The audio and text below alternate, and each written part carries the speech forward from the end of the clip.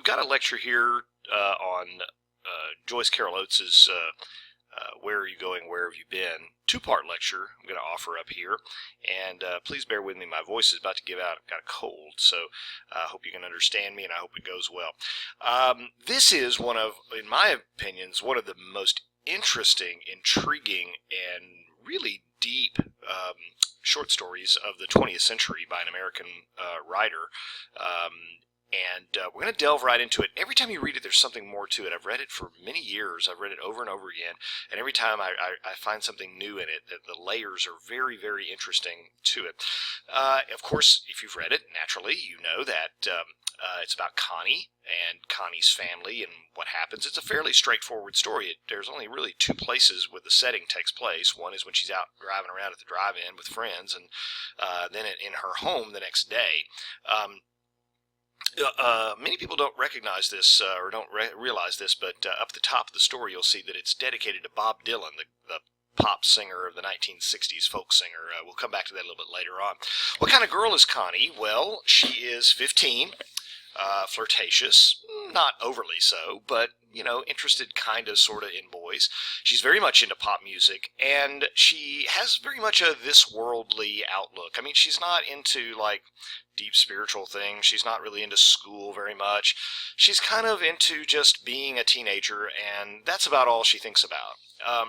If you take a look at the way she interacts with her friends and at the drive-in and when she's out running around, she goes and makes out with a guy, Eddie somebody, right? It kind of doesn't matter who she's making out with. She's not actually in love with any one particular boy. She's just really, really interested in boys, plural, okay?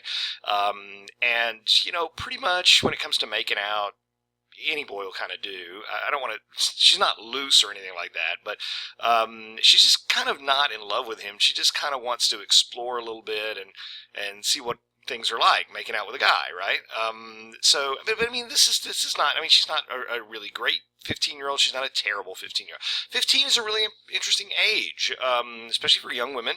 It's that point at which you're kind of no longer kind of a little girl or a tween. You're now a real teenager, and for a lot of girls, it's kind of the time in your life where you're just starting to be able to go out on real dates with guys or whatever. I mean, there's a reason why we have quinceañeras and sweet 16 parties, right? It's kind of a rite of passage age. And so Connie is right there at that age where she's just discovering guys for the first time, and she's not like crazy, she's not guy crazy, but at the same time she's curious, you know, as you know everybody would be at that age. She has that first encounter with. Oh, by the way, we've got her mother is constantly comparing her to her sister June. June does this. June's so great. June's so wonderful. And Connie's kind of a slacker and always dealing with the things that a 15-year-old would, and she's kind of getting tired of getting compared to her. She's not terribly close with her parents, and to be honest with you, at that time, this would have been in the early 1960s, for a 15-year-old to kind of go out cruising around at drive-ins with older friends, obviously she couldn't drive, right? For her to do that would be kind of something that was done by rather permissive parents, right? Not today, maybe, but, well, maybe even today. But 15's kind of young to go out cruising around and making out with boys at drive-ins. So her parents aren't exactly the biggest disciplinarians. So there's not a big bunch of structure there, probably. She is at the drive-in with Eddie, and she's feeling like really happy, but it has nothing to do with Eddie. It just has to do with being alive and enjoying the moment and being like hanging out. And then suddenly at the drive-in, she says she sees a boy with shaggy black hair and a convertible jalopy painted gold. He stares at her, and then his lips widen into a grin. Connie slid her eyes at him and turned away, but she couldn't help glancing back, and there he was, still watching. He wagged a finger and laughed and said, "Gonna get you, baby." And Connie turned away again without Eddie noticing anything. Now, that's a weird thing. Now, we find out later on, if you put two and two together, who that is. That's Arnold Friend. That's her first encounter. And then she has a second encounter with him that takes up the bulk of the story. But that "gonna get you, baby" is kind of an ambiguous. It depends on how he said it, right? Still, I mean, it could be anything from, like, really awkward and creepy to really scary, right? We're not really told what tone he has. He laughs and wags a finger at her, and it's like, okay, either you're being just really creepy, weird, or you're really a sicko. But you don't know, right? That's the whole interesting thing about the story. You don't know. He comes across in a way where something deep in your gut says, this is a bad dude. But there's also something about him that says, well, but then again, he's not snarling and screaming at me. He's kind of acting as though this is all normal, and he's just kind of icky but not a threat. I don't know, but what he's saying certainly seems threatening, but the way he's saying it isn't, right? So that's kind of the interesting ambiguity of the story is, this is not a great guy, but you wonder why are we not like running and screaming and getting a knife or a gun and defending ourselves from him, right? He has a certain type of weird kind of icky charm to him. So we find out that she has this night out on the town, and then the next day she gets up, and it says that the story says on Sunday Connie got up at 11, none of them bothered with church, and washed her hair so that it would dry, etc., etc. And she has a falling out with her parents, and she's being kind of a snit, and her parents are like, well, stay home alone then, we don't care. We're going to go and, go over to so-and-so's house for a barbecue or a cookout or something like that. And she's like, well, I don't want to go. I'm just so bored. I hate you people. That kind of thing, And she turns on the radio, and she lies down, and her favorite show is on. It's called XYZ Sunday Jamboree by some disc jockey back in the 60s called Bobby King. And look here, you girls at Napoleon's Son and Charlie want to pay real close attention to this song coming up, right? Back in the old days when they used to play the songs and have the disc jockey and all this kind of stuff, right? So she's lying down, and she's kind of bathed in a glow of slow pulse joy that seemed to rise mysteriously out of the music itself, and lays languidly about the airless little room, breathed in and breathed out with each gentle rise and fall of her chest. And after a while she heard a car coming up the drive. She sat up at once, startled because it couldn't be her father so soon. The gravel kept crunching all the way from the road. The driveway was long, and Connie ran to the window. It was a car she didn't know. It was an open jalopy painted a bright gold that caught the sunlight opaquely. Her heart began to pound, and her fingers snatched at her hair, checking it as she whispered, Christ, Christ, wondering how bad she looked, right? So her first instinct is to say, oh gosh, do I look bad? I need to look nice. I need to look nice. It could be a guy, right? Something like that. The car came to a stop. She went to the kitchen and approached the door slowly, then hung out the screen door, her bare toes curling down off the step. There were two boys in the car, and she recognized the driver. He had shaggy, shabby black hair that looked crazy as a wig, and he was grinning at her. I ain't late, am I? Who the hell do you think you are? Told you I'd be here. Told you I'd be out, didn't I? I don't even know who you are. You want to come for a ride? Don't you like my car? New paint job. Hey, what? You're cute. She pretended to fidget, chasing flies away from the door. Don't you believe me or what? Look, I don't even know who you are. Hey, Ellie's got a radio, see? Mine broke down. And so it's this strange conversation. He's having a conversation, and she's responding very negatively, obviously. But he's not having any of that. He's not listening to that. He had fair brown hair and a lock that fell onto his forehead. His sideburns gave him a fierce, embarrassed look, but so far he hadn't bothered to glance at her. Both boys wore sunglasses. The driver's glasses were metallic and mirrored, everything in miniature. Right? So they're listening to it, and she says, who you listen to? Bobby King? I listen to him all the time. I think he's great. He's kind of great. Listen, that guy's great. He knows where the action is, right? So, what's that stuff painted on your car? Can't you read it? Now, this is where things become very, very interesting, and in the next slide, the next video, I'll tell you this. We'll get into this a little bit. This here's my name, to begin with, he said. Arnold Friend was written in tar-like black letters on the side with a drawing of a round, grinning face that reminded Connie of a pumpkin, except it wore sunglasses. I want to introduce myself. I'm Arnold Friend, and that's my real name, and I'm going to be your friend, honey. And inside the car is Ellie Oscar. He's kind of shy. Ellie brought this transistor radio up to his shoulder and balanced it there. Now, these numbers are a secret code, honey, Arnold Friend explained. He read off the numbers, 33, 19, 17, and raised his eyebrows at her to see what she thought of that, but she didn't think much of it. Now that's a weird thing, isn't it? The left fender, we'll get back to it here. The left rear fender had been smashed, and around it was written on a gleaming gold background, done by a crazy woman driver. And then there's other things like man the flying saucers, which seems to be some sort of phrase like beam me up Scotty or something that had gone out of style long ago, which kind of shows he really isn't a teenager, even though he's trying to pass himself off as one. She kind of knows this is not a real teenager. But the numbers are significant. We'll talk about that in the next video. But he seems to list these off. This is a point of great controversy in the story. What do the numbers mean? Well, I mean, add them up and it could be, a not so nice sexual reference. It could also be, as some have speculated, the ages of his victims, and they're going down in age. And what age is she?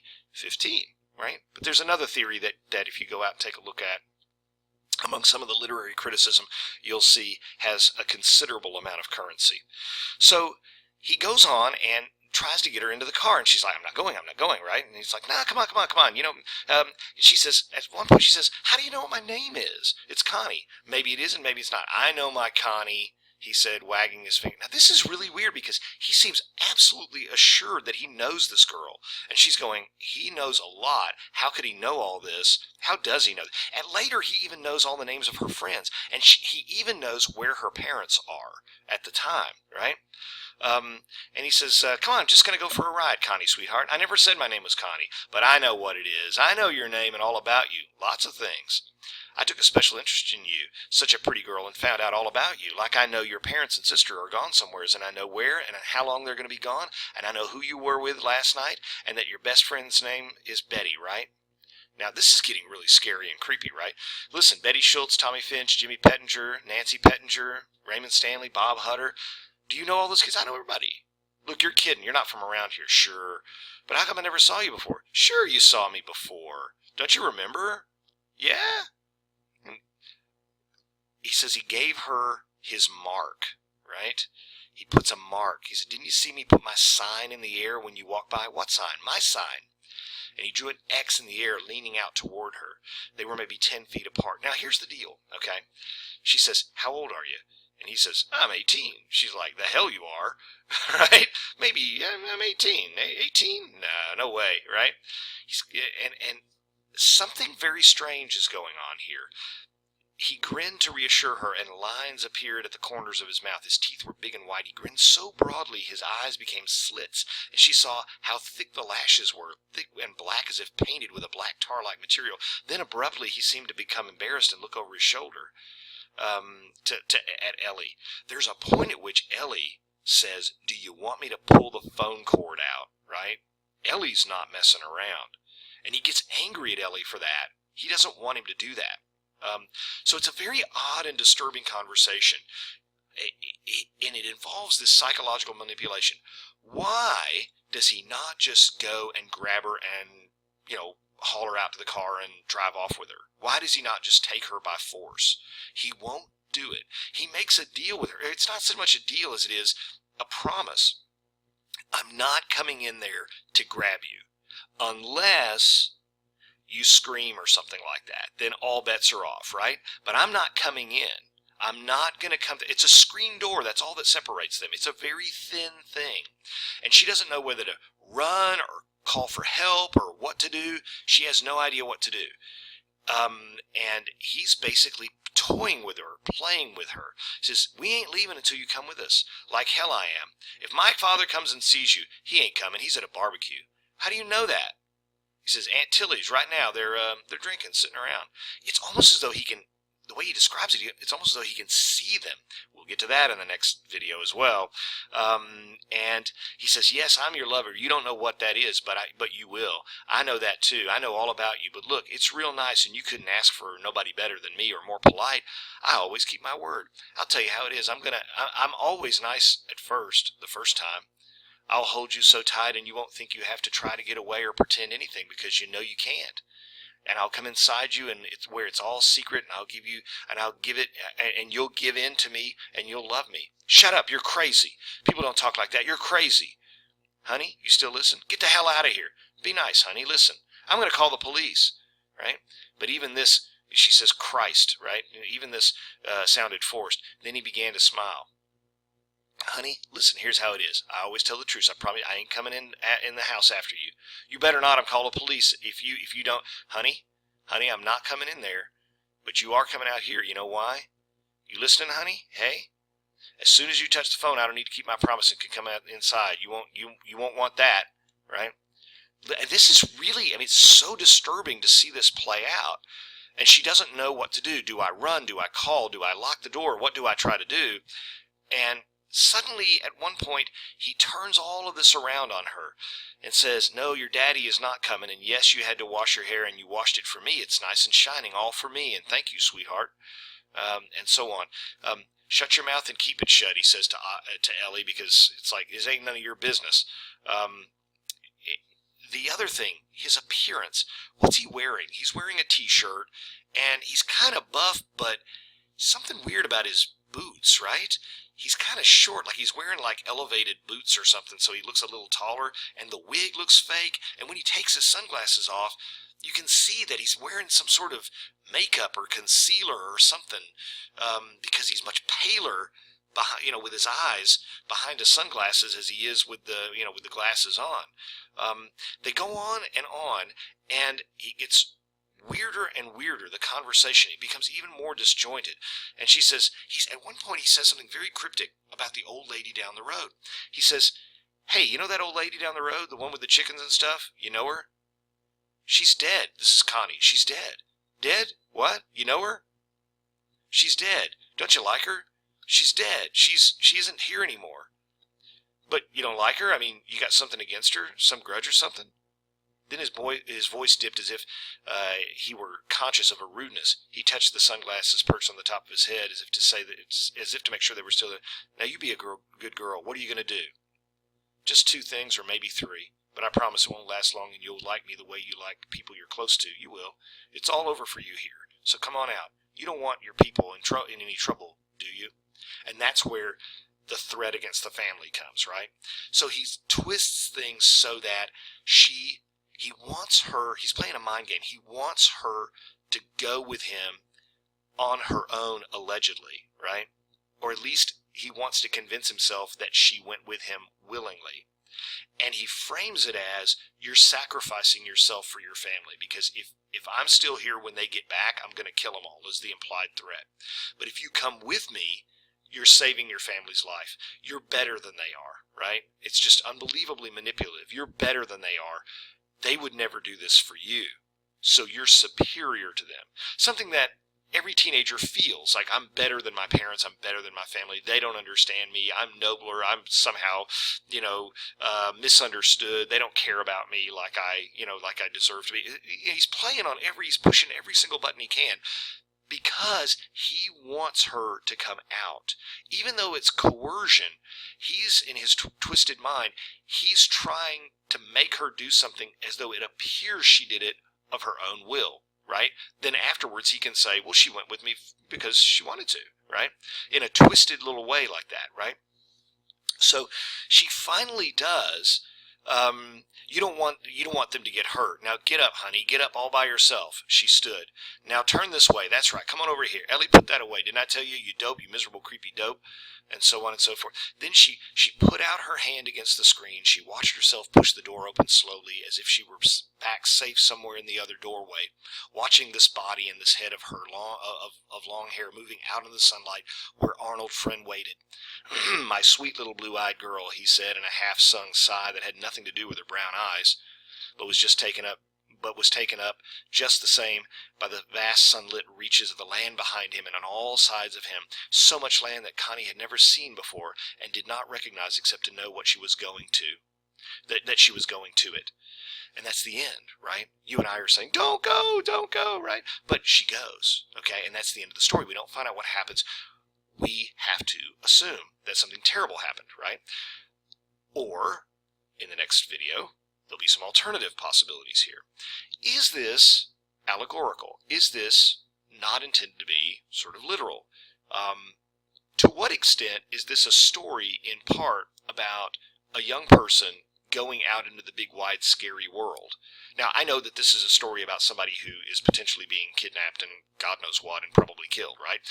But is it also sort of an allegory about how all young people take risks? They have to leave the nest. Because she's in her father's house. He continually says, your daddy's house. He can't protect you anymore.